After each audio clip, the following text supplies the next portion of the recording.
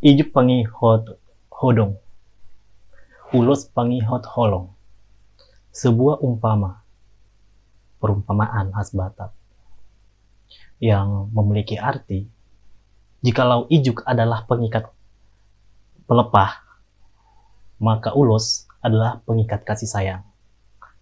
Selamat datang di Halak Toba.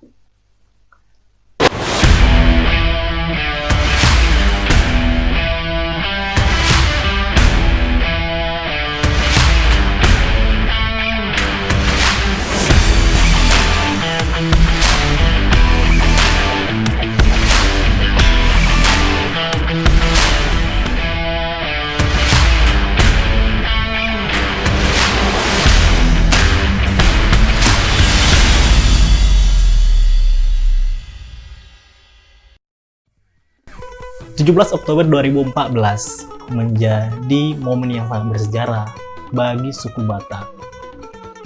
Ulos sebagai produk budaya Batak, kain tradisional khas Batak, diakui sebagai warisan budaya tak benda nasional. Menyusul 1 tahun kemudian, 17 Oktober 2015, ditetapkan sebagai Hari Ulos Nasional. Dan sekarang, pemerintah Provinsi Sumatera Utara dibantu oleh Kementerian Pendidikan dan Kebudayaan sedang mengupayakan untuk mendaftarkan ulos sebagai warisan budaya tak benda dunia ke UNESCO pada tahun 2025. Banyak orang yang bertanya-tanya, mengapa ulos dikategorikan sebagai warisan budaya tak benda? Padahal ulos bisa dijamah dan juga bisa disentuh, bisa dilihat, bukan benda abstrak.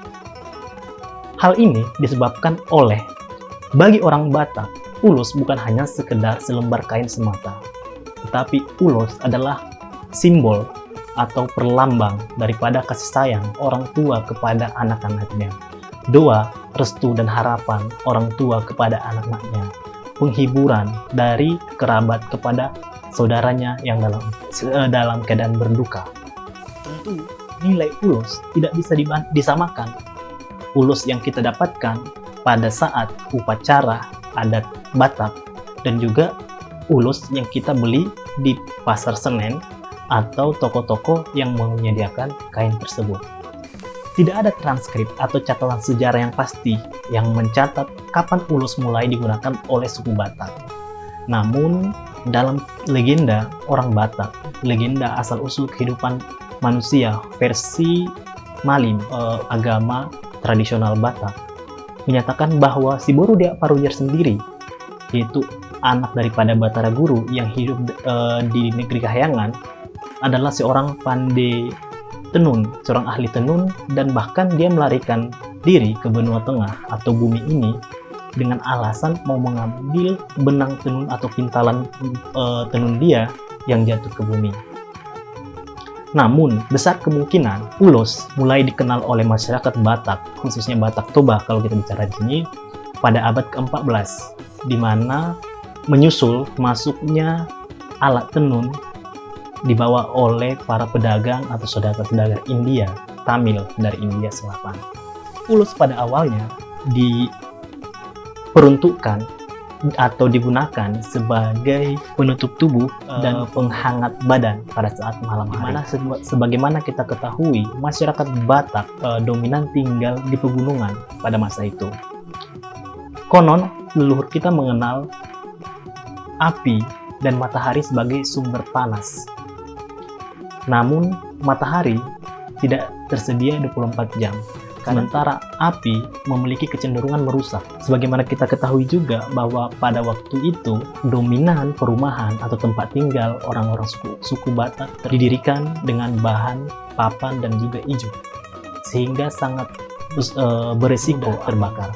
Disinilah kain hadir sebagai pilihan yang sangat tepat, yang tidak memiliki risiko namun tetap bisa memenuhi fungsi dari sumber panas yang tadi. Sebagaimana kita ketahui, ulos secara harafiah berarti adalah selimut atau blanket dalam bahasa Inggris. Pada waktu itu digunakan atau diperuntukkan sebagai selimut dan juga alas untuk tidur. Namun seiring dengan perkembangan zaman, muncul semakin banyak jenis-jenis ulos, semakin banyak corak dan variasi daripada ulos tersebut. Semakin luas juga penggunaan ulos ini. Ulos semakin dikenal dan semakin digemari oleh masyarakat Batak, terlebih oleh pemimpin-pemimpin adat, tetua adat, pemimpin negeri, raja huta, dan orang-orang dengan status sosial yang tinggi. Digunakan dalam pertemuan-pertemuan formal dan juga acara adat pada waktu itu. Ditambah lagi kecenderungan orang tua untuk memberikan ulos sebagai hadiah kepada anak-anak mereka yang baik yang dalam acara 7 bulanan, kelahiran, memasuki rumah baru, pernikahan, bahkan dalam duka sekalipun. Sehingga ulos yang pada awalnya hanya merupakan sebuah aksesoris atau hanya berfungsi sebagai pembalut tubuh dan juga pemberi penghangat tubuh, berubah fungsi menjadi simbol doa, restu, harapan, kasih sayang, dan juga penghiburan yang diberikan dalam setiap acara adat Batak Toba. Ulos yang paling tua yang dikenal hingga saat ini yang masih bisa dilihat, ulos Sande Hudiman yang ditenun dari bahan sutra malam. Ada 2 jenis ulos Sande Hudiman tadi, yaitu ulos Sande Hudiman Pituhasta dan juga ulos Sande Hudiman Tuluhasta. Ulos Sande Hudiman Pituhasta masih ada hingga saat ini dan disimpan oleh keturunan daripada Opu Raja Nauli di Seborong-Borong. Sementara ulos Sande Hudiman Tuluhasta disimpan oleh Ugamo Malim di Huta Tinggi Lagu Boti. Ulos Batak dikenal dengan ciri dan corak yang sangat khas. Pada dasarnya, warna dasar ulos Batak adalah bonang natulu atau sering disebut bonang manalu, hitam, putih, dan merah, yang dipercaya sebagai representatif di Bata Natulu dalam ajaran Ugamo Malim. Namun seiring dengan perkembangan zaman, semakin banyak corak dan warna yang kita temukan dalam ulos, dan menjadi hal yang membedakan satu ulos dengan ulos yang lainnya. Di antaranya, ulos yang masih bisa kita temukan hingga saat ini adalah ulos Jugia, ulos Ragidu, ulos Mangiring, ulos Bintang Maratur, ulos Atak-atak, ulos Bolean, ulos Ragi Huting, ulos Pinan Lubu-lubu, ulos Ragi Hotang, ulos Pincaan, ulos Sibolang Pamotari, ulos Tutur-tutur, ulos Tuntuman, ulos Tumtuman, ulos Ragi Pakko, ulos Ragi Harangan, ulos Saimarijan Sisi, ulos Suri Gajang, ulos Sipar, ulos Si Bunga Ubasan, ulos Si Tolu Tuho, Sadung. Dan mungkin ada beberapa jenis ulos lagi yang dan mungkin masih ada beberapa jenis ulos lagi yang mungkin saat ini sudah jarang penggunaannya. Dari 20 jenis ulos yang tadi kita sebutkan, mereka memiliki peranan dan fungsi yang berbeda-beda dalam setiap aktivitas kehidupan masyarakat Batak Toba maupun dalam acara upacara adat Batak Toba. Tidak semua ulos dapat dipakai sebagai tali-tali atau pengikat kepala atau tutup kepala. Tidak semua ulos dapat diberikan oleh orang tua kepada anak. Tidak semua ulos dapat dipakai sebagai selendang. Jadi mereka memiliki fungsi dan peranan dalam setiap acara adat tertentu. Kesempatan selanjutnya kita bisa membuka diskursus khusus tentang membahas peruntukan atau peranan, fungsi, makna daripada setiap ulos ini.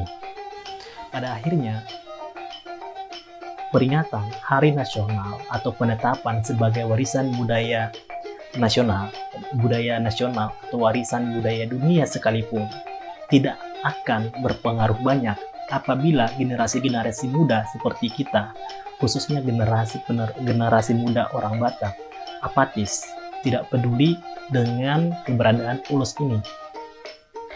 Hal ini bisa kita lihat dengan semakin sedikitnya minat daripada generasi muda dalam menenun ulos Batak. Coba kalau kita berkunjung ke daerah-daerah Tarutung atau mungkin daerah Balige atau Samosir, kebanyakan penenun yang kita temukan adalah ibu-ibu di atas 40-50 tahun. Sangat jarang kita temukan remaja atau umur 20-an yang belajar bertenun. Hal ini tentu bisa menjadi kekhawatiran tersendiri bagi kita. Jikalau semakin sedikit atau jikalau peminat daripada ulos ini semakin sedikit, maka tidak mustahil rasanya kalau ke depannya 50 tahun ke depan kita tidak bisa menemukan ulos lagi, atau mungkin akan ada beberapa ulos yang membutuhkan keterampilan khusus dalam pembuatannya yang sangat rumit, mungkin tidak akan kita temukan lagi. Semoga semakin kesininya kesadaran kita, ketertarikan kita akan budaya Batak juga meningkatkan kesadaran kita untuk melestarikan setiap budaya warisan leluhur kita kepada kita sebagai generasi muda. Opu Raja di Jolo martukot siala budi. Pinukan ni oputta napar jolo si ihuton muhita napar puli. Nasala tapauli natadi tahun lahir. Yang artinya segala sesuatu yang telah dibuka atau dimulai oleh leluhur kita hendaknya kita ikuti sebagai generasi penerus. Yang salah kita perbaiki, yang telah bagus kita lestarikan. Demikian video kali ini, semoga sedikit banyaknya dapat berguna bagi kawan-kawan semuanya, menambah wawasan, pemahaman-pemahaman baru, perspektif-perspektif baru. Kalau misalkan teman-teman sekalian memiliki saran, ide, atau mungkin informasi tambahan dari yang telah kita diskusikan tadi, silahkan berikan komentar atau tambahan di bagian komentar supaya bisa kita respon dan juga bahas di kemudian hari. Horas. Salam